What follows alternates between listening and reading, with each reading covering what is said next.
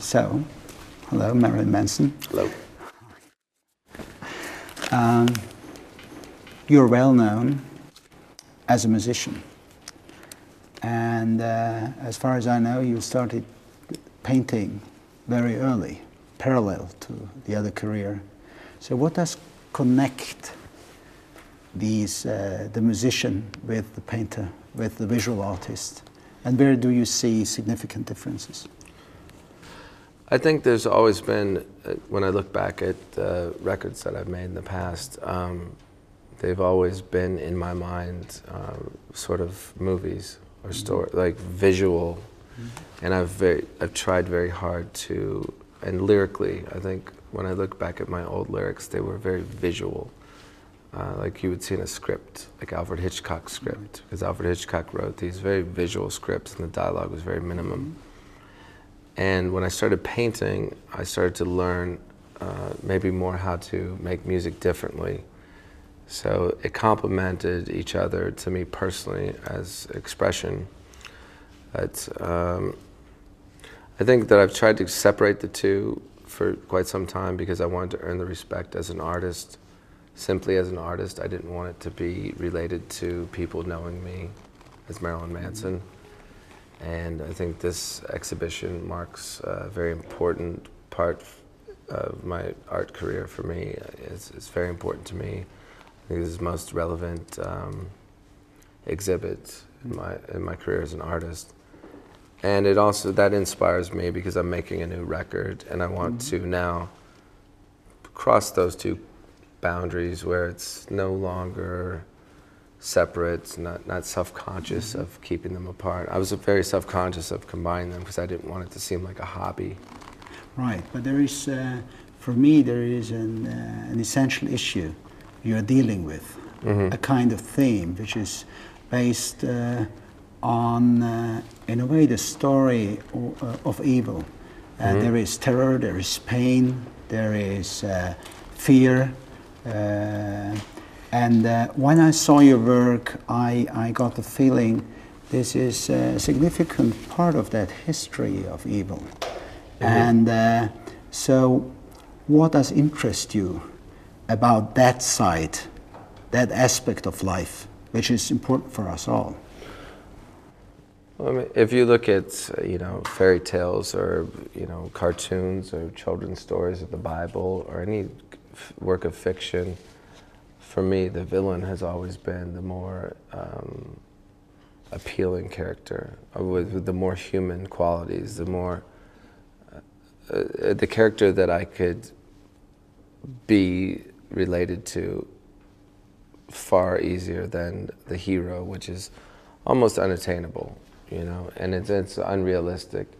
And it's also, I think, very hypocritical, the hero in most stories. And I think that's why anyone who is an artist always will identify with what the status quo would identify as negative. Negative is always relative to whose opinion it is. Good and evil is, the two words. It's part of man. Man has both, and if you don't have both, then you're not a complete soul. So I think that people often mistake me for a nihilist because they think that I don't care about anything, or an atheist, that I don't believe in God. I think what I believe is that God is synonymous with art. Creation really defines what mankind's desire to find the definition of God is. That just using the Bible as a basic reference, creation. An artist puts things into the world, makes things that people can identify with. Some people will hate them, some people will love them, but you're putting something into the world.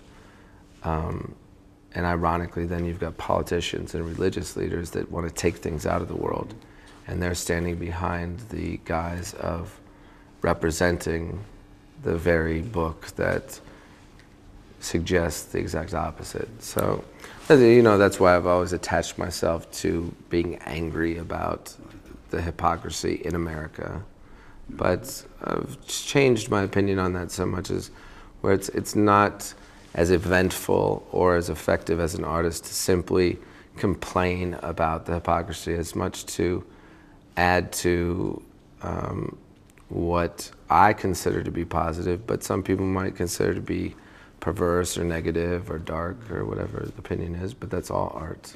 Well, this bipolarity between good and evil, in a way, dark and light and moral and immorality, is also reflected in your name, like Marilyn Manson. So Absolutely. Marilyn Monroe is like the dream, the American dream, especially, maybe not only for you in America, but also for the Europeans, which failed in the end, and Manson is the nightmare. Right. So was that a reason also why you kind of connected those two names?